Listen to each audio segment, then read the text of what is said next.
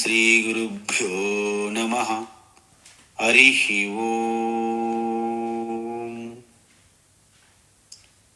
వసుదేవసుతం దేవం కంసచానూరమర్దనం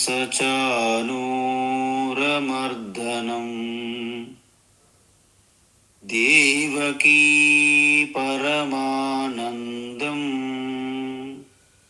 కృష్ణం వందే జగద్గురుం.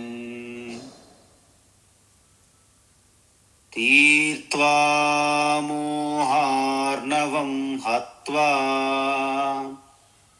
రాగద్వేషాదిరాక్షసాన్ సీతా శాంతి సమాయుక్తా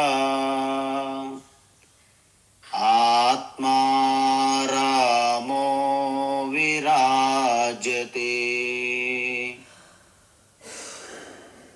ఆత్మస్వరూప బంధుగణ, ఇవాళ నూతన సంవత్సరం అంటే క్యాలెండర్ ప్రకారంగా కొత్త సంవత్సరం 2025లో అడుగుపెట్టిన మీ అందరికీ అద్భుతమైనటువంటి ఆధ్యాత్మిక తపస్సు వృద్ధి, క్షణక్షణము వృద్ధి జరగాలని, సంపూర్ణమైనటువంటి ఆరోగ్యం శారీరకంగా మానసికంగా కూడా మంచి ఆరోగ్యముతో ఈ భగవద్గీత జ్ఞానయజ్ఞములో అద్భుతంగా మీరు పూర్తి స్థాయిలో పాల్గొని ఆ ఆత్మజ్ఞానము, బ్రహ్మ విద్య, రాజవిద్యని మీరు ఆకలింపు చేసుకొని మీ జీవితములో అన్వయించుకోవాలని, మీ ప్రతి అడుగు వెనక అడుగు ఆ యొక్క కృష్ణ పరమాత్మ ఉండాలని, మీ ప్రతి మాట వెనక మాటగా ఆ కృష్ణ పరమాత్మయే ఉండాలని, మీ ప్రతి ఆలోచన వెనక ఆలోచనగా ఆ యొక్క కృష్ణ పరమాత్మ మీ యందు ఉండి మీకు మెల్లమెల్లగా మెట్టు మెట్టుకి ఎక్కించే విధంగా ఆధ్యాత్మికమైనటువంటి ఉన్నత శిఖరమైనటువంటి ఆత్మనిష్టలోకి తీసుకెళ్లేందుకు ఆయన సహాయము, కృపా కటాక్షము మీ అందరి యందు పుష్కలంగా ఉండాలని ఆ దేవదేవుడిని, జగద్గురు అయినటువంటి భగవాన్ శ్రీకృష్ణుని ప్రార్థిస్తున్నాం. అయితే ఇప్పటి వరకు మనం భగవద్గీత జ్ఞానయజ్ఞంలో భాగంగా 6వ అధ్యాయం, ప్రపంచవ్యాప్తంగా చాలా ప్రసిద్ధి ధ్యానయోగం. ఈ 6వ అధ్యాయం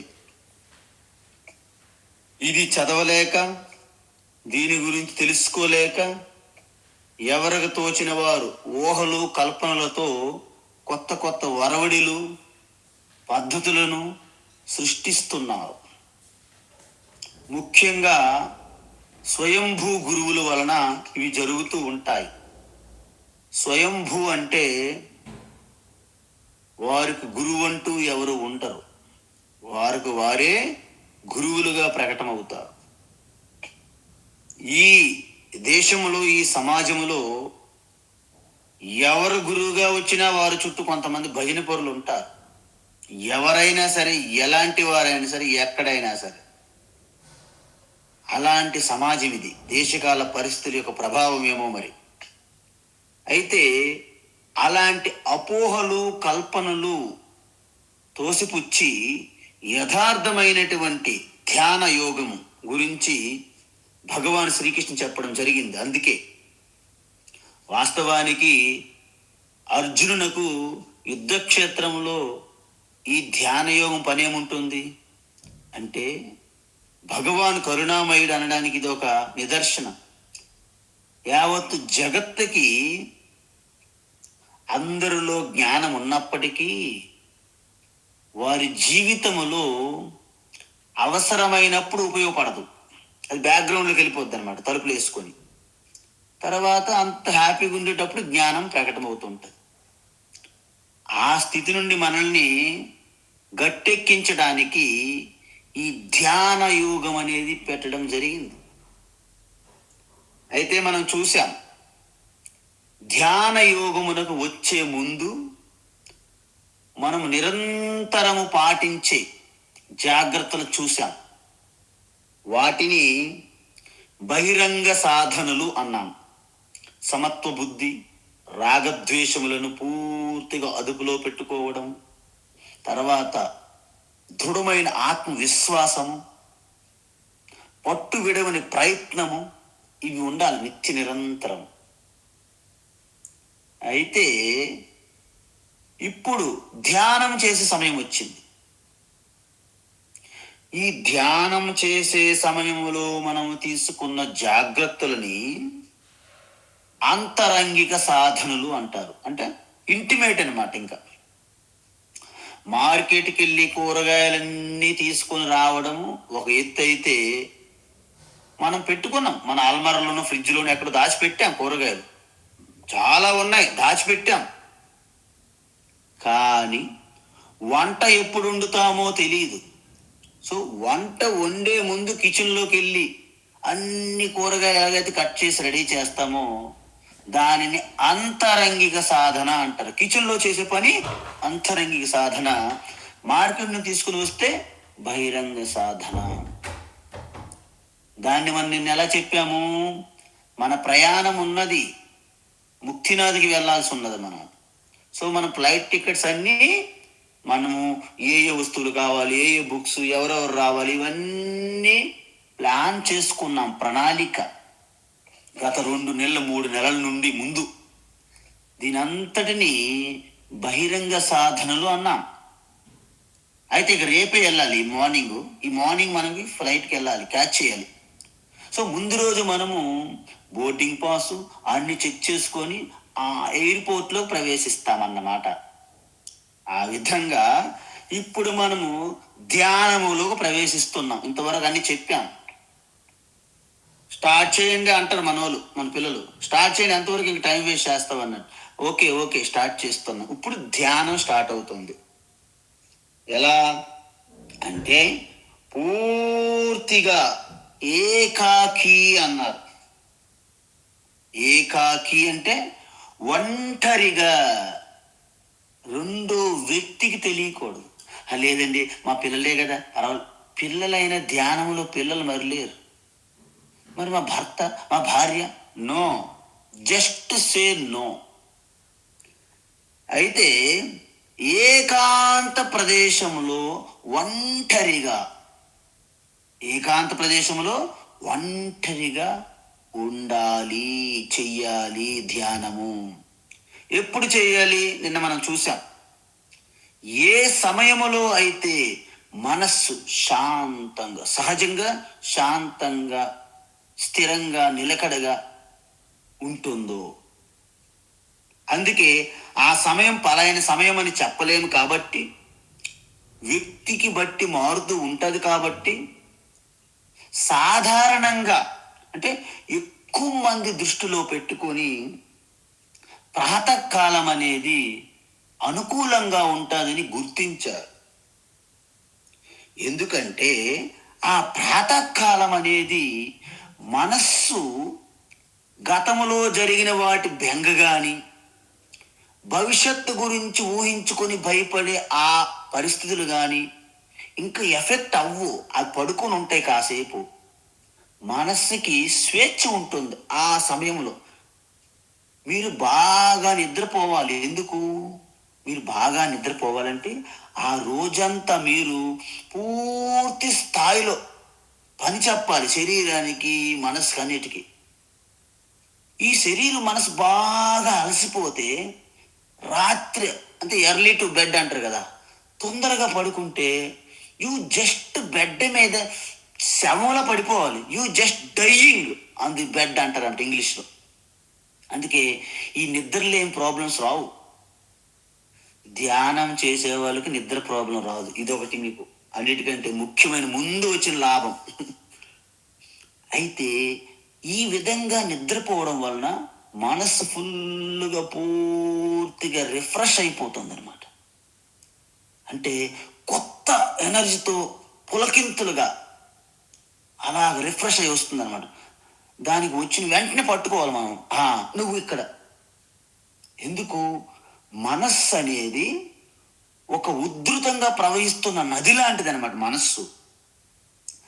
ఓకే ఓకే, ఆ నదికి ఆనకట్ట కట్టారనుకోండి, ఏమవుతుంది?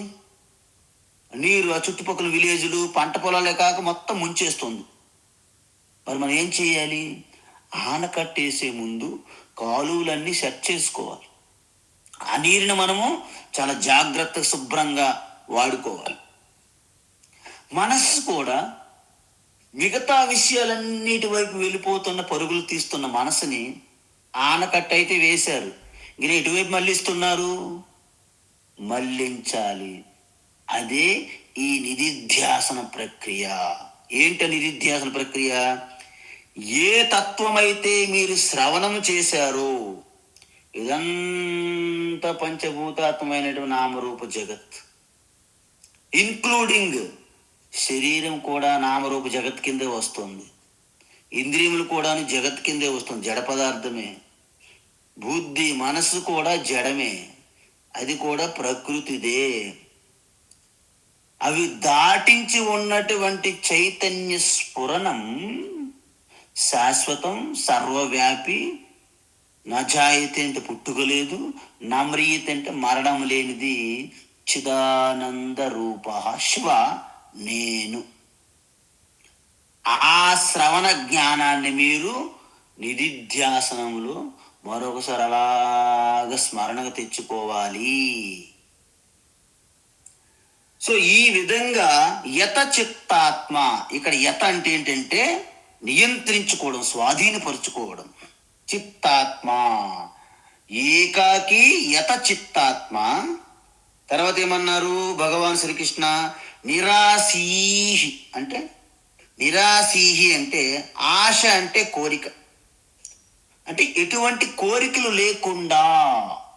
అంటే మీకు ఒక విషయం రావాలి, స్వామీజీ మీకు పెళ్లి లేదు, పిల్లలు లేరు, మీకు ఎటువంటి కోరికలు ఉన్నాయో లేదన్నా మాకు పర్వాలేదు, మా బాధ్యతలు మునిగిపోయి ఉన్నాము, ఏలాడుతున్నాయి బాధ్యతలు చెట్టు కొమ్మల్లాగా, మాకు ఎలాగ కోరికలు లేకుండా ఎలా జీవించడం అని పెద్ద ప్రశ్న. అయితే ఏమంటున్నారంటే భగవాన్ శ్రీకృష్ణ, మనకి బంధించే కోరికలు, బంధించని కోరికలు రెండు రకాలు ఉంటాయంట. బంధించే కోరికలు, బంధించని కోరికలు. మరి బంధించే కోరికలు అంటే ఏంటి అంటే, బిడ్డలు నాకే పుట్టారు, నా వల్లనే పుట్టారు, నేనే పుట్టించాను బిడ్డల్ని అనుకోవడం బంధించే ఒక బాధ్యత. నా బిడ్డలకు నేనే అన్ని చెయ్యాలి, వాళ్ళు నేనే ప్రయోజకులుగా చెయ్యాలి, వాళ్ళకు భద్రత నేనే కల్పించాలి, వాళ్ళకు రక్షణ భద్రత, వాళ్ళకు సుఖశాంతులు నేనే ఇస్తున్నాను అనే భ్రమ మీకు బంధనంలో తీసుకెళ్ళిపోతుంది అన్నమాట. అది మీరు ఎలా, వారు పిల్లలు ఎలా పైకి వస్తారు? పిల్లలు పైకి రావాలంటే ధర్మబద్ధమైనటువంటి కోరిక ఉండాలి. ఏమైనా కోరిక అది? నా బిడ్డలకి ఈశ్వరుడు బాగా సుఖ సంతోషాలు ఇచ్చుగాక, ఈశ్వరుడు ఎల్లవేళ్ళ రక్షించుగాక. చూసారా, ఇప్పుడు కూడా బిడ్డలు సుఖంగా ఉండాలి, వాళ్ళకి రక్షణ ఉండాలి. మీరు ఇండివిజువల్గా మీరు వ్యక్తిగతం కోరుకున్నా అదే కోరుకుంటున్నారు. అందువలన మీ బాధ్యతని వయ ఈశ్వర పెట్టుకోండి. ఎప్పుడైతే మీరు అలా పెట్టుకుంటారో మీరు ఈశ్వరుడికి మీరు ఆ కాంట్రాక్ట్ ఇచ్చినట్టు అవుతుంది. పాపం ఆయన కూడా పని పాటలేకంటే ఎంత ఖాళీగా ఉంటారు, కింద ఒక చెయ్యి పైన ఒక చెయ్యి పెట్టుకుని అలాగా నిల్చుంటాడు పాపం ఆయన. మనమేమో ఆయనకి పని ఇవ్వట్లేదు, నేనే చేసేస్తున్నాని మనం ఎలా ఉంటాము? ఒకసారి నేను ప్యారడైజ్ పక్క నుండి ఆటోలో వెళ్తున్నా, ఆ ఫ్లైఓవర్ కింద ఒక బల్లి గట్టిగా పట్టుకుని ఉన్నదనమాట. అయితే నేను అనుకున్నాను, ఏంటి ఇంత గట్టిగా పట్టుకుంటుందంటే, బల్లిగారు ఎందుకు అంత గట్టిగా పట్టుకుని అడిగా. ఆవిడ అంటది, మీకేం తెలుసు, మీరు ఆటోలను కార్లు తిరుగుతుంటారు, నేను గనక ఈ ఫ్లైఓవర్ బ్రిడ్జిని పట్టుకోపోతే కూలిపోతుంది, ఇంత ట్రాఫిక్ ఎలా కంట్రోల్ అవుతుంది, కాబట్టి నేను బ్రిడ్జిని మొత్తం మోస్తూ పట్టుకొని ఉన్నాను అన్నది అన్నమాట బల్లి. నేను అన్నాను, అది నీ మూర్ఖత్వము, విడిచిపెట్టే అన్నాను. వద్దొద్దు మొత్తం అల్లకొల్లం అయిపోద్ది హైదరాబాద్ అన్నది. పర్వాలేదు విడిచిపెట్టే అన్నాను.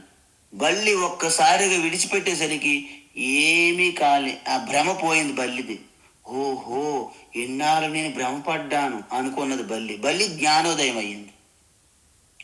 మనం కూడా నేను లేకపోతే మొత్తం అసలు ఇల్లంతా ఎలా నడుస్తుంది, ఏమి నడదు అనుకున్నారు. ఒకసారి ఒక వ్యక్తి మేకలు కాస్తూ వెళ్ళాడంట ఒక అడవిలోకి. అక్కడ ఒక సన్యాసి ఉన్నారు కుటీరంలో. బాగా చీకటి అయ్యింది. నాయన కాసేపు ఇక్కడ ఉండంటే ఆయన అంటాడు, నేను ఇంటికి వెళ్ళకపోతే నా భార్య, నా బిడ్డలు, నా అమ్మ నాన్నలు అందరూ అసలు ఒక్క క్షణం నన్ను చూడకపోతే ఉండలేరు అన్నాడంట. ఓ అవునా, సరే నాయన, రేపు ఉదయాన్నే నీకు ప్రాతకాలంలో పంపిస్తాను, రాత్రి ఇక్కడ కాసేపు విశ్రాంతి తీసుకో అన్నాడు. వెళ్ళిన తర్వాత ఉదయాన్నే ఆ సన్యాసి ఒక మాట చెప్పాడు. చూడు, మీ బిడ్డలు, మీ భార్య, మీ అమ్మ నాన్న నువ్వు లేకపోతే ఉండరు అన్నావు కదా, చిన్న పరీక్ష పెడతాను, నువ్వే చెక్ చేసుకో అన్నాడు. ఓకే గురువు గారు చెప్పండి అన్నాడు. చూడు నాయన, నువ్వు ఇంటికి వెళ్ళి నేను కొంచెం తీర్థం ఇస్తానన్నమాట. అది తిన్న తర్వాత నువ్వు పడుకొని లేవద్దు, అంటే మరణించినట్టు పూర్తిగా అన్ని కట్టుదిట్టంగా ఆపేసే అన్నాడు. నేను అది ఇస్తాను, మంత్రం జలం కూడా ఇస్తానన్నా. ఇంటికి వెళ్ళాడు. ఇంటికి వెళ్ళిన తర్వాత వచ్చారని అందరూ కూడాను ఆయనకి నీళ్ళు ఇచ్చి అన్ని చేశారు. ఒక తీర్థవేళగా తాగుతూ అక్కడ పడిగిపోయాడు మరణించినట్టు. అందరూ ఏడుస్తున్నారు. ఒక గంట అరగంట అయినప్పుడు ఆ సాధు సన్యాసి ఏమీ తెలియనట్టు అక్కడికి వచ్చాడు. ఏమైంది ఎందుకు బాధపడుతున్నారు, అంత బాగానే ఉంది, రాత్రి ఎక్కడో ఉన్నారు, ఇప్పుడు వచ్చారు, చనిపోయారు. అయితే చనిపోలేదమ్మా, ఈయనకి ఒక చిన్న అవకాశం ఉన్నది, మన బ్రతికే అవకాశం ఉన్నది అన్నారు. ఏమిటి చెప్పండి, ఏదైనా మేము చేస్తాం, దేనికైనా సిద్ధం అన్నారు. ఏమి లేదు, ఈయన కోసం ఒక శక్తి ఏదో ఆవరించినట్టు ఉంటున్నది. ఈయన ప్లేస్లో ఎవరైనా సరే ఇంకొక వ్యక్తి మరణించడానికి సిద్ధంగా ఉంటే ఈయన బ్రతుకుతాడన్న. అయితే అందరూ కళ్ళు ఎటువైపు ఉంటాయి, తల్లిదండ్రులు ముసలైపోయారు కదా, ఇంకెన్నాళ్ళు ఉంటారు భూమి మీద, ఎవరో ఒకరు పోయండి అంటాను. అయితే వెళ్ళి ఫస్ట్ ఆ తల్లికి అడిగారు, ఏమ్మా మీ అబ్బాయి బ్రతుకుతాడు, మీరు చనిపోతారా? ఆయన బ్రతుకుతాడో లేదు ఏంటి ఉంటుంది నాయన, నేను ఎలా ఇప్పటికిప్పుడు చనిపోవడం ఎలా కుదురుతుంది అన్నట్టు మాట్లాడుతుందట అమ్మగారు. తండ్రి గారిని ముసలాయన్ని అడిగినా ఆయన అదే అంటున్నాడు. భార్యని అడిగితే పోయినాడు, ఎలాగో పోయాడు, ఇప్పుడు ఏదో మా బాధ మీద ఏదో పడాలి తప్ప ఆయన కోసం మేము ఎలా చనిపోగలం అంటున్నాం. ఏ ఒక్కరు కూడా ఆయన కోసం సిద్ధపడట్లేదు. కానీ ఆయన ఇవన్నీ వింటున్నాడు ఆ యజమాని. అప్పుడు అనుకున్నాడు, ఎంత భ్రమాజ్ఞానంలో ఉంటారు కదా ప్రతి ఒక్కరు. అందరూ ఉన్నప్పుడే, అందరూ ఆరోగ్యంగా ఉన్నప్పుడు, మంచి సంపాదిస్తున్నప్పుడు అందరూ వచ్చి మీ కుశల ప్రశ్నలు అడుగుతుంటారు. మీ ఆరోగ్యం క్షీణించినప్పుడు, మీ నుంచి ఎటువంటి సంపాదన రానప్పుడు అది సర్వసాధారణంగా మిమ్మల్ని దూరం పెట్టడం అనేది ఈ మానవ యొక్క స్వభావం, ప్రకృతి. అందుకే ప్రకృతిని అర్థం చేసుకొని ఎవరైతే శాశ్వతమైనటువంటి ఆత్మస్వరూపం దర్శిస్తారో అందరిలో ఎప్పుడు సమానమైన ప్రేమ ఉండడానికి కారణమవుతుంది. ఆ ఆత్మను దర్శించకుండా మనం ప్రకృతితో కూడి ఉన్నటువంటి ఈ పైపైన శరీరాలని, సంపదలని మనం పైపైన చూసుకోవడం వలన అవి క్షణికము, తాత్కాలికము. అందుకే ప్రేమ అనేది రోజు రోజుకు మారిపోతుంది సమాజంలో. ఎవరి మధ్య కూడా నా ప్రేమ అనేది ఉండట్లేదు. నిజమైన ప్రేమ అంతా యాక్టింగే, సినిమా. వాస్తవానికి సినిమా 2.5 గంటలు అంటాం, మన జీవితాంతరం సినిమాలుగానే నటించేస్తున్నారు ఇక్కడ సమాజంలో అందరూ. అందువలన ఈ విధమైనటువంటి సత్యాన్ని తెలుసుకుంటే అప్పుడు మీరు బాధ్యతలు భారం బల్లి వలె, ఆ మేఘల కోసిన మేఘలు కాసే కాపరి వలె భ్రమపోతుంది అనమాట ఫస్ట్. అప్పుడు మీరు బిడ్డలకి ఏది కోరుకున్నా ఈశ్వరుడు అందించునుగాక అని మీరు మారుతారండి. ఒక్కసారి మీ అందరికీ తెలుసు, మహాభారతంలో ద్రోణాచార్యుడు అశ్వత్థామకి ఇదే ప్రాబ్లం. ద్రోణాచార్య ఏమనుకునేవారంటే, నేనే నా కుమారునికి సర్వ విద్యలు, జ్ఞానము, సంపదలు, రాజ్యము నేనిస్తాను, నేను ద్రోణాచార్యుని ఇస్తాను, ఈశ్వరుడితో సంబంధం ఏంటి అన్నట్టు ఉండేవాడు ఆయన. లాస్ట్కి సర్వనాశనం అయ్యారు. అధర్మ పరుల పక్షాన యుద్ధం చేయాల్సి వచ్చింది తండ్రి కొడుకులు. అది అహంకార అజ్ఞానం అన్నమాట. అయితే ఈ విధంగా మీరు ఆ పరమాత్మకు మీరు ఈ మొత్తం బాధ్యత పెట్టిస్తే మీరు ఫ్రీ అయిపోతారు. ఆయన సిద్ధంగా ఉన్నాడు తీసుకోవడానికి. యోగక్షేమం వహామ్యహం, మీ యోగక్షేమం నేను చూసుకుంటున్నంటున్నారు పరమాత్మ. అయితే నిరాశీ అపరిగ్రహ, చూసారా లాస్ట్లో ఉంది 10వ శ్లోకం లాస్ట్, అపరిగ్రహ. అపరిగ్రహ అంటే ఏంటంటే రోటీ కపడా మఖాన్ అంటారు హిందీలో. అంటే ఏంటి? రోటీ అంటే ఆహారము, కపడా అంటే వస్త్రములు, మఖాన్ అంటే నివాసం. ఈ 3 సర్వసాధారణంగా ప్రాథమిక అవసరాలు ప్రతి వ్యక్తికి. అంటే మనకు సాధారణంగా కావలసిన అవసరాల కంటే కొంతమంది అలాగ కూడబెడతారు సంపదలు. ఎప్పుడు వరకు? వాళ్ళ తర్వాత వాళ్ళ బిడ్డలకి, వాళ్ళ బిడ్డలకి, వాళ్ళ బిడ్డలకి, వాళ్ళ బిడ్డలకి, అంటే 10 తరాల వారు ఏమి పని పాట లేకుండా అక్కడికెళ్ళి ఇక్కడికెళ్ళి ప్రేలాపనలు వాగుతూ నేను రాజకుమారుని, నేను మంచి అధికారిని, దేశాన్ని పాలించాననే భ్రమలో తిరిగే విధంగా చేస్తుంది వాళ్ళకి. ఎందుకు? అంత సంపదలు సంపాదించి పెట్టేశారు మొత్తం దేశాన్ని దోసుకొని. అలాగే ఎవరమైనా సరే, ఈవెన్ సన్యాసులైనా అన్ని కూడబెట్టుకోవడం అనేది తప్పు. అంటే అనవసరమైన వస్తువును కూడబెట్టుకోకుండా మీకు అత్యవసరం వాటినే మీరు వినియోగించుకోవాలి. దానిని అపరిగ్రహ అంటారు. సో ఈ విధంగా ధ్యానం చేసేటప్పుడు మన దగ్గర ఏమున్నా, మీ దగ్గర ఏమైనా ఉంటుంది అనుకో, నో ప్రాబ్లం. తాత్కాలికంగా అట్లీస్ట్ మన మనస్సంకల్పం ద్వారా అయినా పూర్తిగా త్యజించేయాలి. తాత్కాలికంగా అయినా అవి ఏవి నావి కావు అనుకోవాలి. అంటే అనుబంధాలు, పిల్లలు అందరూ కూడాను వీరితో ఎటువంటి సంబంధం మీకు లేదని ధ్యానంలో కూర్చునేటప్పుడు పూర్తి స్థాయిలో త్యజించాలి సర్వం. అందుకే మనకేమంటారంటే ఈ బిడ్డలు నా ద్వారా వచ్చారు అనేది అంటే ఏంటి? నేనే పుట్టించాను బిడ్డలకి అనే భ్రమ నుండి నా ద్వారా వచ్చారు ప్రపంచములోకి అని చెప్పాలి. ఎందుకు అంటే పిల్లల్ని మనం బాగు చేసే శక్తి మనలో లేదు నిజంగా. ఎందుకంటే మనము కూడా ఒక రకమైనటువంటి సహాయం అందించగలుగుతాం పిల్లలకంతే. దాంతోపాటు ఎన్నో కారణాలు ఉండాలి పిల్లలు పైకి రావాలంటే. వాళ్ళ ప్రారంధం కూడా దాంట్లో ఉంటుంది. మళ్ళీ మీ ప్రారంధం ఎలా మీకు ఉన్నదో వాళ్ళ ప్రారంధంతో కూడా వాళ్ళు వచ్చారు శరీరంతో.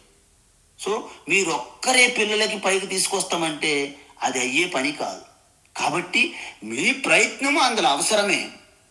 వాళ్ళ ప్రారంధం ఉన్నది, ఈశ్వరుని కరుణ కృప అవసరం, సర్వం కూడా సహకరించాలి.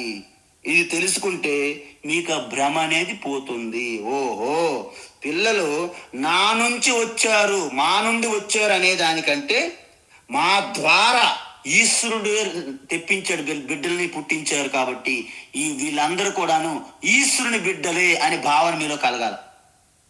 అప్పుడు ఏమవుతుంది? ఇక మీకు ఎటువంటి ఆటంకం ఉండదు ధ్యానంలో. అప్పుడు ఏమంటున్నారు భగవాన్ శ్రీకృష్ణ? శుచౌ దేశే ప్రతిష్టాప్య, శుచౌ దేశే ప్రతిష్టాప్య, శుచౌ దేశే ప్రతిష్టాప్య, స్థిరమాసనమాత్మనః, స్థిరమాసనమాత్మనః, స్థిరమాసనమాత్మనః,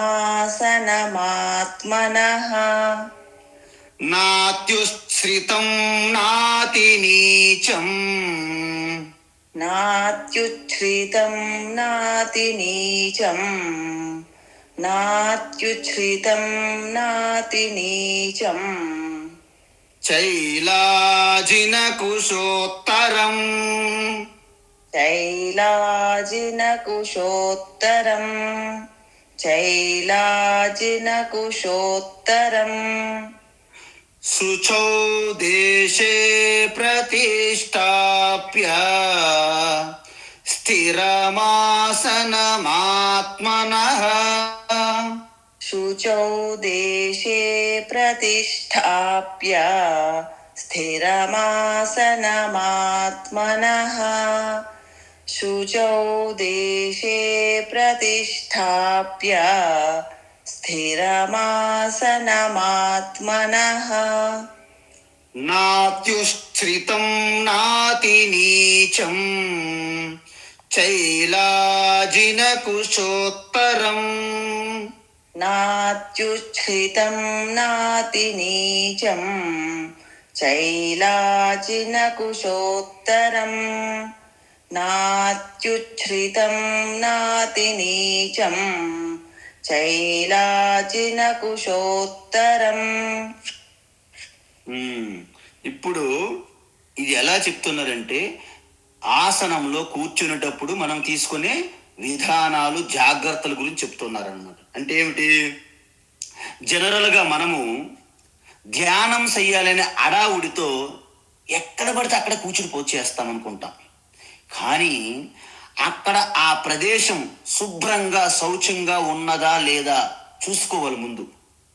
లేకపోతే దోమలు ఈగలు అవన్నీ మనల్ని చాలా డిస్టర్బ్ చేసే ప్రమాదం ఉంది. అలాంటి మంచి ఒక శుభ్రమైనటువంటి పరిశుభ్రమైనటువంటి మీకు బాగా తెలిసిన ప్రదేశం అయి ఉండాలి. లేకపోతే కొత్త కొత్త ప్రదేశంలో అదొక భయం లోపల. సో ఈ విధంగా శుచౌ దేశే మంచి శుభ్రమైనటువంటి ఒక ప్రదేశాన్ని ఎంచుకోవాలి. ఆ ప్రదేశంలోకి వెళ్ళిన వెంటనే మీకు ధ్యానం చెయ్యాలనే ఒక ఉవ్విల్లూరడం అంటారు. అంటే ఆ కోరిక, ఆ సంకల్పం కలుగుతుండాలి. అబ్బా ఎంత బాగుందో, కాసేపు ఇక్కడ ధ్యానం చేస్తే బాగుండునేమో అనే ఒక ఇది కలగాలి మీలోన. అలాంటి దేశం దాన్ని ఎంచుకోవాలి. ఎందుకంటే ధ్యానంలో కూర్చుని తర్వాత మీకు తెలుస్తుంది అసలైన ప్రాబ్లం ఏంటని. అందుకే దోమలు ఈగలు ఇలాగ ఒక దుర్గంధం కానీ ఏమి ఉండకుండా ముందు మనం చెక్ చేసుకోవాలి మన ప్రదేశాన్ని.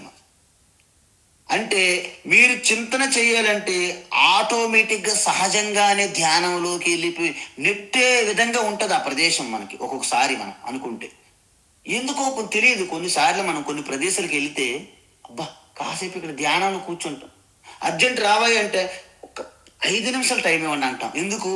ఆ ప్రదేశం మనకి అంత అనువుగా అనుకూలంగా పిలుస్తున్నట్టు ఉంటుంది అనమాట.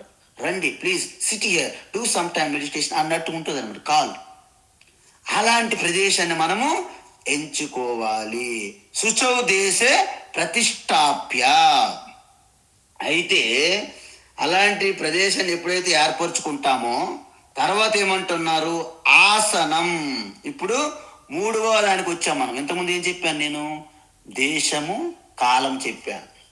మరి ఆసనం ఏంటి అంటే ఆసనం ఎలా ఉండాలి? ఇది చాలా ఇంపార్టెంట్ అందరికంటే, అన్నిటికంటే. ఎందుకు? భగవాన్ శ్రీకృష్ణ ఏం చెప్పారంటే చైలాజిన కుశోత్తరం అన్నారు. చైలాజిన కుశోత్తరం అంటే ఏంటి అంటే, చైలము అంటే క్లాత్, గుడ్డ, కపడ. అజినం అంటే జింక చర్మము అజినం. కుశోత్తరం అంటే ఏంటి అంటే మీకు ఆల్రెడీ చెప్పాను, కుశగ్రాస్ అని. కుశ అంటే చైలం, అజినం, కుశ. ఉత్తరం అన్నారు అంటే ఏంటి? ఆ క్రమ పద్ధతి కూడా మనం చూడాలి. ఇప్పుడు ఎలాగా? ఫస్ట్ ఏది వేసుకోవాలి? ఫస్ట్ గుడ్డ పెట్టామనుకోండి, తర్వాత చర్మం పెట్టామనుకోండి ఒకసారి జస్ట్, తర్వాత కుశగ్రాస్ పెట్టామనుకోండి, కూర్చుంటే మనకి కట్ చేసేస్తుంది మొత్తం ఈ చర్మానికి. సో చాలా డేంజరస్ అది. సో అది మీద ఉండకూడదు. ఓకే సరే, కింద కుశ పెట్టి దాని మీద కపడా వేసి దాని మీద చర్మం వేసామనుకోండి, ఏమవుతుంది? ఆ చర్మ వెంట్రుకలు మన చర్మానికి తగిలి ఆ ఎలర్జీ లాగా ఒక ఇబ్బంది కలుగుతుంది. అంటే దాని అర్థం ఏమిటి? మొట్టమొదట దర్భాసనం వేసుకోవాలి, దానిపైన చర్మము, జింక చర్మం పెట్టుకోవాలి, దానిపైన శుభ్రమైనటువంటి కపడ క్లాత్ పరచాలి, దానిపైన కూర్చోవాలి. అయితే దీనికి ప్రాచీన కాలంలో చాలా ప్రాముఖ్యత ఉండేది. ఎందుకంటే విద్యార్థులకి ఉపనయనం చేసినప్పుడు కూడా వాళ్ళకి ఈ జింక చర్మంతోనే వస్త్రధారణ చేసేవాళ్ళు. మీకు చెప్పాను కదా, అప్పుడు జింక చర్మం అనేది విచ్చలవిడిగా చర్మాలు దొరికి అడవులు మొత్తము. ఇప్పుడు అంతా అడవులు కట్ చేసాం కదా, ఎక్కడున్నాయి అడవులు? మనకి పుస్తకాల్లోనూ ఎక్కడ గ్రంథాల్లోనూ ఉన్నాయి అడవులు. వాస్తవానికి బయట అడవులు లేనే లేవు. కాబట్టి అప్పుడు ఈ చర్మములు అనేవి విస్తారంగా సాధన తపస్సులకు దొరికేవన్నమాట. ఇప్పుడు వాటి స్థానంలో మంచి ఆసనాలు వచ్చే మార్కెట్లో మరేం కంగారు పడక్కర్లేదు. అందువలన ఈ అంటే ఈ యొక్క జింక చర్మము కట్టుకొని దానికి మంత్రాలు కూడా చెప్పేవాళ్ళు ఆ రోజుల్లో. ఇయం దురుక్తాత్ పరిబద్ధమానా చర్మం పరూథం పునతీన అగాత్ ప్రాణాపానాభ్యం ఐలం ఆభరంతి బలం ఆభరంతి అంటారన్నమాట. అంటే ఏంటి? ఎటువంటి ప్రతికూల సమయాల్లోనైనా సరే నాకు బలాన్నిచ్చి, నాకు స్ఫూర్తినిచ్చి నన్ను రక్షించుగాక అని కొన్ని క్రతువులు ఉండేవంట ఆ రోజుల్లో. సంధ్యావందనం చేసే ముందు ఉపనయనం చేసేవారికి ఇలాంటి పెట్టేవాళ్ళు అనమాట. అంటే జింక చర్మం. అందుకే భగవాన్ శివకి ప్రతిసారి ఎక్కడైనా మనము ఇది పులి చర్మము, జింక చర్మం ఉన్నట్టుగా మనము దర్శిస్తుంటాం ఆ ఫోటో. ఎందుకంటే జింక చర్మకి, పులి చర్మానికి కొన్ని లక్షణాలు ఉంటాయని చెప్పారు. కానీ అవి ప్రాథమికమే, అవి పూర్తి స్థాయిలో ఏమి మీకు ఉపయోగపడవు. అయితే ఈ విధంగా ఎప్పుడైతే చేసుకున్నారో మీ ఆసనం అనేది సిద్ధమయ్యింది. అయితే ఇంకొక జాగ్రత్త చెప్తున్నారు. నా అతి ఉచితం అంటే ఎక్కువ ఎత్తులో కూర్చున్నారు అనుకోండి, ధ్యానం చేసేటప్పుడు ఏమి పొరపాటున మీరు ఊగితే కింద పడతారు. కాబట్టి ఎక్కువ ఎత్తులో మీరు ఆసనం వేసుకోకూడదు. అలాగని ఒక నూతిలాగా, బావిలాగా గొయ్యి తీసుకొని నీ లోపల ధ్యానం చేస్తాను స్వామీజీ అంటే అక్కడ అనేక కీటకములు, పురుగులు, చీములు, దోమలు అనేక కుట్టే అవకాశం ఉంటుంది. కాబట్టి అతి నీచం అంటే అతి లోతైన ప్రదేశంలో కూడా మీరు ధ్యానం చెయ్యకూడదు. ఎంత వివరాలు చెప్పారంటే మీకు ఇంకా ఆశ్చర్యం వేస్తుంది. ప్రతి ఒక్కటి చెప్పారు భగవాన్ శ్రీకృష్ణ. ఆ విధంగా ఆత్మనః అంటే ఏంటి? ఆత్మనః అంటే ఆత్మస్వరూప చిదానంద రూప ఆత్మకు ఇవన్నీ అవసరమా? నేను చెప్తున్నవన్నీ ఆత్మకి ఇవన్నీ అవసరం లేదు. ఎందుకు అవసరం లేదు? అది సర్వవ్యాపి. అంటే ఇక్కడ ఆత్మనంటే ఎవరిది? ఎవరి ఆసనం వారిదే అని అర్థం. అందుకే చెప్పులు, ఆసనము వేరే వారి వాడకూడదు. మీరందరూ గమనించాలి. ఈరోజు ఇంకొకరు ఆసనం వేరొకరు వాడకూడదు. ఎవరి ఆసనం వారిదే సొంతం, ప్రత్యేకంగా మీరు పెట్టుకోవాలి ధ్యానం కోసం. నేను మా ఫ్రెండ్ మేమందరము ఆధ్యాత్మిక సాధనే. మీరు ఆధ్యాత్మికమైన ఏ సాధన అయినా ఒకరి ఆసనం ఇంకొకరు వాడకూడదు. దీన్ని శాస్త్ర నియమము లేదా శాస్త్ర విధి అంటారు. ఆసనాన్ని ఏం చేయాలి? స్థిరం ప్రతిష్టాప్య అంటే స్థిరంగా ఆసనాన్ని మీరు అక్కడ పెట్టుకోవాలి. అందువలన మీరు ఏదైనా రాయిలాగా చాలా హార్డ్గా గరుకుగా ఉందనుకోండి, మీకు అది చాలా ఇబ్బందిగా ఉంటుంది. అలాగని ఈ సోఫా సెట్లు కుషన్లాగా, స్పాంజ్ లాగా పైకి కిందకు ఊగారనుకోండి, ఇది మీకేమి అనుకూలం కాదు ధ్యానానికి. అందువలన ఇప్పటిదాకా మనం ఏమేమి చూసాం చెప్పండి? శౌచ్యమైన, శుభ్రమైన ప్రదేశము, మనకు అనుకూలమైనటువంటి సమయము, మనకి ధ్యానంకి ఎంతో ఆహ్లాదకరంగా ఉండే ఆసనాన్ని చూసాం మనం. మరి ఇప్పుడు మనం ఏం చేయాలి? తర్వాత ఏం చేయాలని ప్రశ్న. అయితే అప్పుడేమంటున్నారు భగవాన్ శ్రీకృష్ణ? తత్రైకాగ్రం మనః కృత్వా తత్రైకాగ్రం మనః కృత్వా తత్రైకాగ్రం మనః కృత్వా యత చిత్తేంద్రియ క్రియః యత చిత్తేంద్రియ క్రియః యత చిత్తేంద్రియ క్రియః ఉపవిశ్యాసనే యుంజ్యాత్ उपविश्यासने युञ्ज्यात् उपविश्यासने युञ्ज्यात् योगमात्मविशुद्धये योगमात्मविशुद्धये योगमात्मविशुद्धये तत्रैकाग्रं मनः कृत्वा यतचित्तेन्द्रियक्रियः तत्रैकाग्रं मनः कृत्वा यतचित्तेन्द्रियक्रियः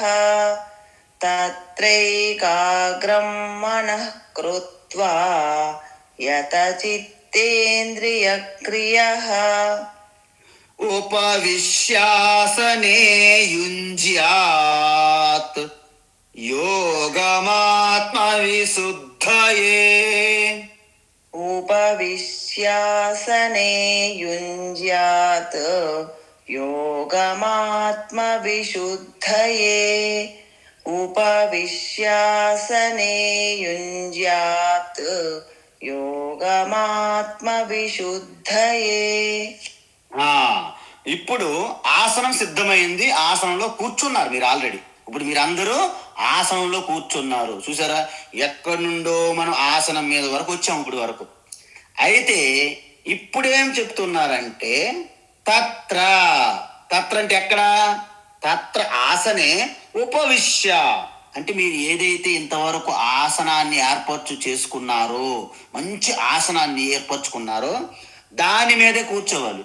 స్వామీజీ ఆసనం బ్రహ్మాండం ఏర్పాటు చేశాను కాబట్టి 2 అగరబత్తులు వెలిగించి ఒక దీపం ముట్టిస్తాను. దేనికి? ఆసనానికి.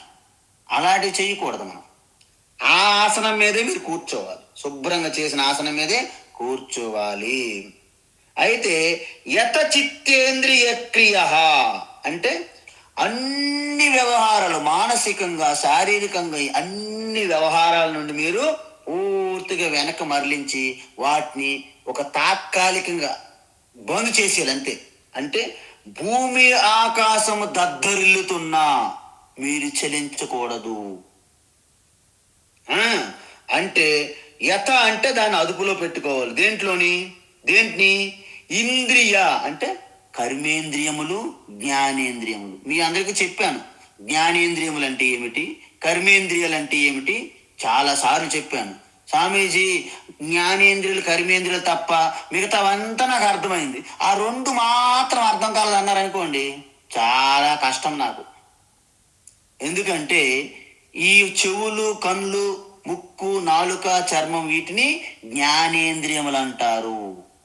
మరి మాట్లాడే నోరు, చేతులు, కాళ్ళు, మల విసర్జనము, మూత్ర విసర్జన చేసే వాటన్నిటిని కలిపి కర్మేంద్రియములు అంటారు. ఇవి మీకు తెలియాలి ఫస్ట్ ఆఫ్ ఆల్, మర్చిపోకూడదు. సో వాటి ద్వారా జరిగే చేష్టలు ఏవైతే ఉన్నాయో వాటికి క్రియ అంటారు. అంటే ఆ ఇంద్రియం అదుపులో పెట్టుకోవాలి, వాటి ద్వారా జరిగే చేష్టలను కూడాను అదుపులో పెట్టుకోవాలి. ఇంతకుముందు మీకు చెప్పాను నేను, ఈ యొక్క ఇంద్రియాలను అదుపులో పెట్టుకుపోతే నాశనం అయిపోతారని చెప్పాను. ఒక్కొక్క జంతువు ఎలా పోయిందని చెప్పానా? శబ్దాది పంచభిరేవ పంచ పంచత్వమాపు స్వగుణేన బద్ధ కురంగమాతంగ పతంగమేన భృంగానర పంచభిరంచిత కిమనన్. వివేక చూడమనిలో శంకరులు చెప్పారు ఈ విషయం. ఒక్కొక్క జంతువు ఒక్కొక్క ఇంద్రియానికి బానిసైపోయి సర్వనాశనం అయిపోయింది.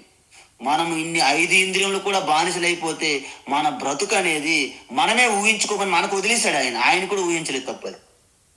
కాబట్టి ఇంద్రియములు అనేవి పూర్తి అదుపులో పెట్టుకోవాలి కూర్చునేటప్పుడు ధ్యానములో. అయితే మనస్సును బహిర్ముఖము నుండి లాగితే చాలదు. చెప్పాను మీకు, నది ఆనకట్టేసినంత మాత్రం పని అయిపోలేదు. దాన్ని అద్భుతమైన పంట పొలాలకి కాలువల ద్వారా మళ్లించాలి. అదేవిధంగా మన యొక్క మనస్సును కూడా ఆ చిదానంద రూప శివోహం వైపు మళ్లించాలి. అప్పుడు ధ్యానం వైపు మళ్లించారు. అయితే ఏం చేయాలి తర్వాత?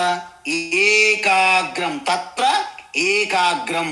ఏకాగ్రత చూపెట్టాలి. ఎలా అంటే మనస్సు అనేది అనేక ఆలోచనలు వెళ్ళిపోతుంటుంది. మనశ్శక్తి ఎలాగా? సూర్యుని వలె. సూర్యకిరణాలు చూడండి, యావత్ భూమి మీద పడుతుంటాయి, పెద్ద ప్రభావం ఉండదు. కానీ భూతద్దం తీసుకొని ఒక్క దగ్గర అన్ని సూర్యకిరణాలు కేంద్రీకృతం అయ్యేటట్లు చేయండి, అక్కడ పేపర్ కాలిపోతుంది. అంటే మనస్సును కూడా ఏకాగ్రంగా ఒకే పాయింట్ దగ్గర మీరు నిలపగలిగితే సృష్టిలో మీకు సాధ్యం కాదంటూ ఏమీ లేదు లేదు అని శాస్త్రాలు చెప్పాయి. వివేకానంద స్వామి పదే పదే చెప్పారు ఈ విషయం. అందువలన ఒకప్పుడు పూర్వం రోజుల్లో ఈ రెండు కర్రల మధ్య అరణి మథనం అంటారు, అగ్ని పుట్టించేవాళ్ళు. వాళ్ళు కూడా ఇలాంటి అద్దం వాడి అగ్నిని పుట్టించేవాళ్ళు. యజ్ఞం చేసేటప్పుడు ఈ సూర్యకాంతి నుంచి అగ్ని పుట్టించేవాళ్ళు, వాళ్ళు కూడా ఋషులు, యోగులు. మన ఏకాగ్రం కృత్వా, మనసుని ఏకాగ్రం చేసుకొని ఆసనంలో కూర్చొని మనసుని పూర్తిగా ఒకే ఆలోచన ఏంటి? చిదానంద రూప శివోహం శివోహం. మనోబుద్ధి అహంకార చిత్తాని నాహం నచ శ్రోత్ర జిహ్వే నచ ఘ్రాణ నేత్రే నచ వ్యోమ భూమిర్న తేజో న వాయుః చిదానంద రూప శివోహం శివోహం. నా మృత్యో న శంకా న మే జాతి భేద పితా నైవ మే నైవ మాతా న జన్మ న బంధో న మిత్రం గురు నైవ శిష్యః చిదానంద రూప శివోహం శివోహం. ఈ విధంగా ఆ స్థానములో పూర్తిగా యోగం యుంజ్యాత్, ధ్యానం చెయ్యాలి. అంటే మీకు అందరికీ డౌటు, యోగము అంటే ఇక్కడ ధ్యానము అని అర్థం. యోగం యుంజ్యాత్ అంటే ధ్యానం చెయ్యాలి. ఒక అమ్మగారు అడుగుతారు, ధ్యానం ఎందుకు చెయ్యాలి, దాని యొక్క లాభం ఏంటి అంటే, ఒకరు అంటారు, ధ్యానం చేసిన వాళ్ళకి సిద్ధులు వచ్చినాయి, మహిమలు వచ్చినాయి, మిరాకిల్స్ అంత నా కోరికలు తీరిపోయినాయి, నాకు ఆరోగ్యం బాగుంది, మా పిల్లలకి మంచి ఉద్యోగాలు వచ్చాయి, వాళ్ళకి పెళ్ళిళ్ళు అయిపోయినాయి, మా ఇంట్లో ఎలకల బాధ పడకపోతే ధ్యానం చేస్తే ఎలకలు పోయినాయి అన్నారు ఒకరు వచ్చి. ఇవన్నీ కూడా కల్పనలే తప్ప నిజం కాదు. ఇంతకీ ధ్యానం దేనికోసం? భగవాన్ శ్రీకృష్ణ ఇక్కడ చెప్పారు చూడండి. యోగం ఆత్మ విశుద్ధయే. విశుద్ధయే అంటే అంతఃకరణ శుద్ధి కొరకు. చూసారా? అంటే ఇక్కడ ఆత్మ అంటే మనస్సు, అంతఃకరణం. అంటే మీరు ధ్యానం దేనికోసం చెయ్యాలి? మీ అంతఃకరణం, మనస్సు శుద్ధం కావడానికి చెయ్యాలి. యోగం ఆత్మ విశుద్ధయే. ఆత్మ అంటే మనస్సు ఎందుకు? చిదానంద రూప ఆత్మ అవ్వచ్చు కదా. చిదానంద రూప ఆత్మ నిత్య శుద్ధం, దాన్ని మీరు శుద్ధం చేయాలని పని లేదు. కాబట్టి ఎలా ఉందంటే, తెల్లని వస్త్రం తీసుకొచ్చి ఒక బొగ్గుతో శుద్ధం చేయనట్టు ఉంటుంది. మనకి తెల్లని వస్త్రం పైన మీరు బొగ్గుతో శుభ్రం చేయండి, ఎలా ఉంటుంది? ఆ తెల్లని వస్త్రం కాస్త మురికి అయిపోతుంది, మలినం అంటుకుంటుంది. ఆత్మ తెల్లని వస్త్రం వల్ల శుద్ధం నిత్యం. మీరు అనవసరమైనటువంటి బొగ్గు తీసుకెళ్ళి దాని మీద రుద్దుతున్నారు వెళ్ళి. కాబట్టి ఇక్కడ ఆత్మ విశుద్ధయే. అందుకే శంకరాచార్య ఏమన్నారు?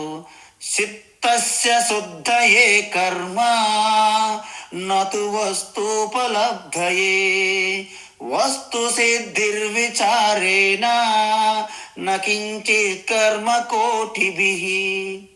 చిత్తస్య శుద్ధయే కర్మ అంటే, ఈ చిత్తం అంటే మనస్సు శుద్ధం కొరకు అనేక జప తప యజ్ఞ యాగాలు, తీర్థయాత్రలు, ఉపవాసాలు, అనేకమైనటువంటి తపస్సులు, కర్మలు మీ మనస్సు శుద్ధి కోసం, మీ ఆత్మ మోక్షానికి కాదు.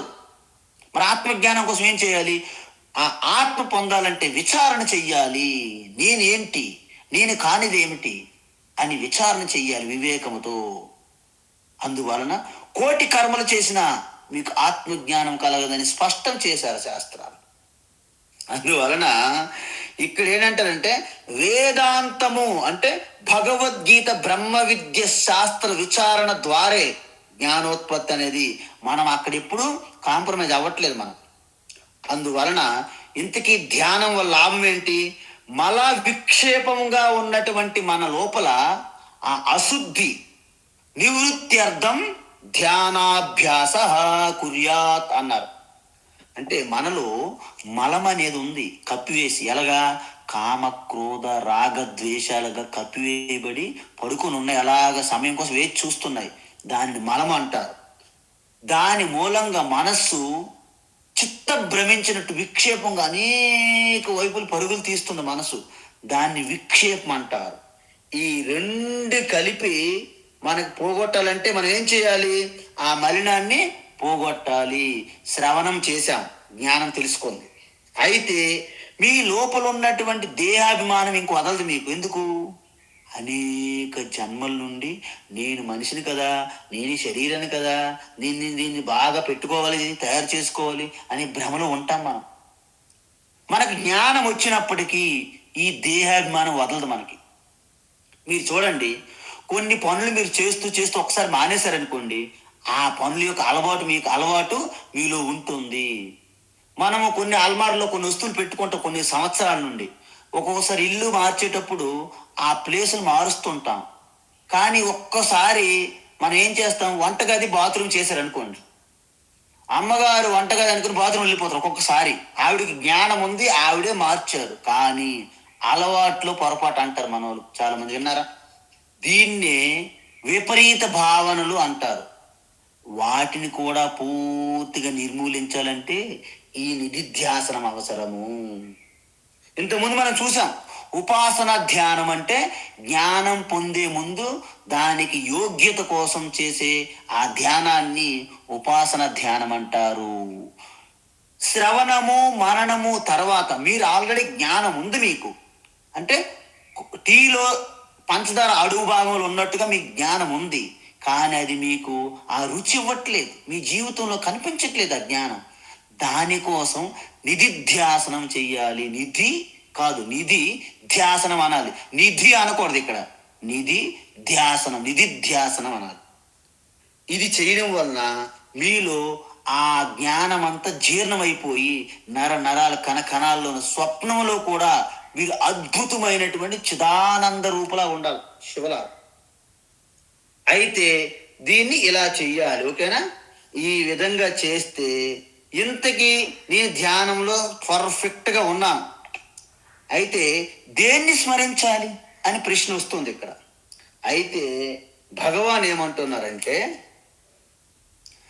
సమం కాయ శిరో గ్రీవం, సమం కాయ శిరో గ్రీవం, సమం కాయ శిరో గ్రీవం, ధారయన్నచలం స్థిరః, ధారయన్నచలం స్థిరః, ధారయన్నచలం స్థిరః,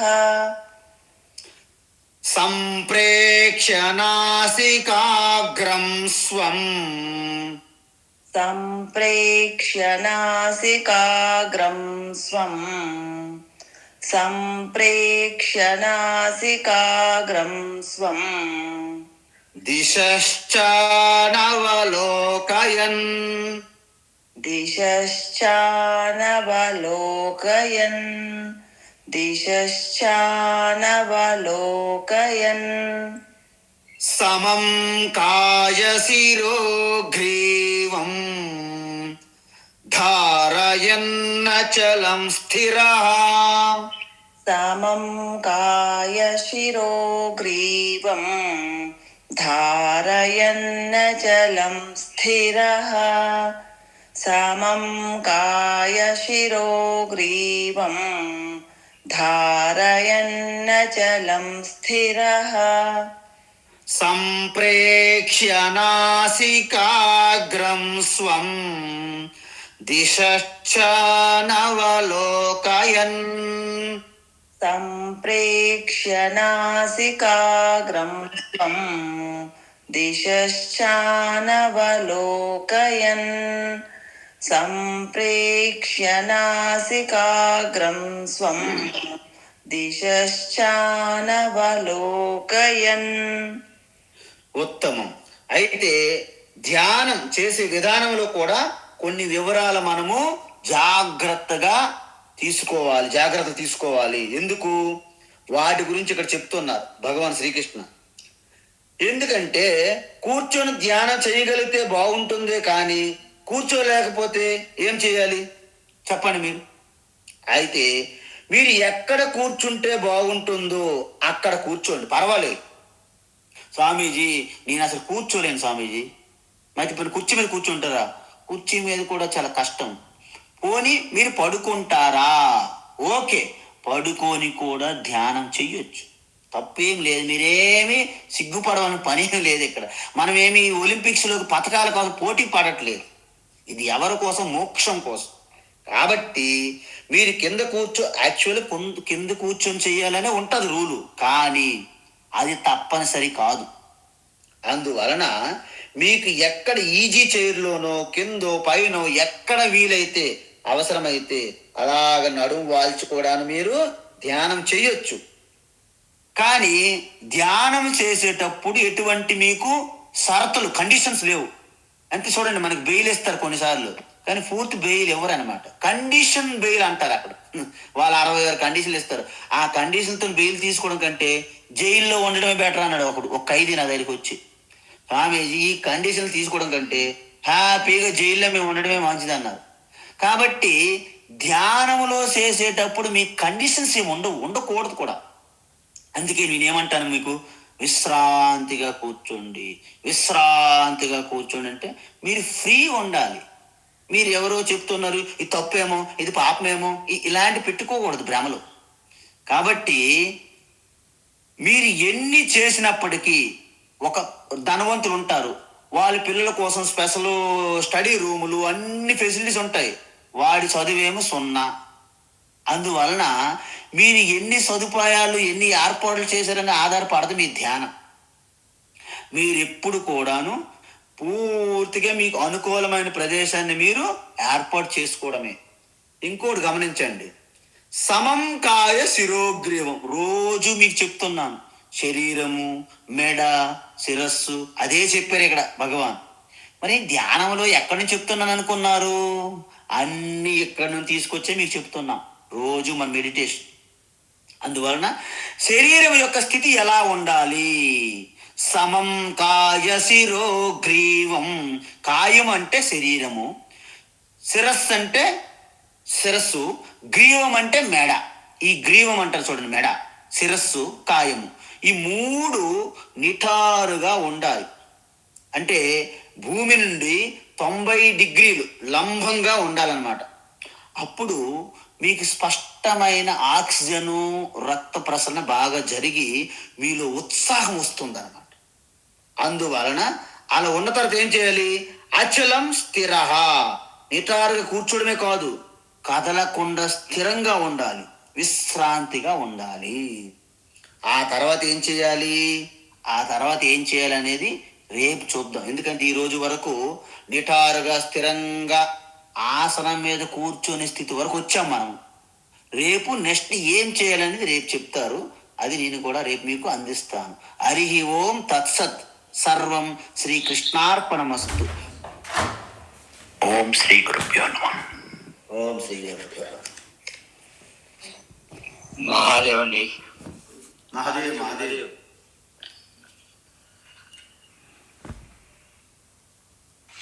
హరి ఓం స్వామీజీ. హరి ఓం. జై శ్రీరామ్ స్వామీజీ. జై శ్రీరామ్. జై రామకృష్ణ స్వామీజీ. జై రామకృష్ణ.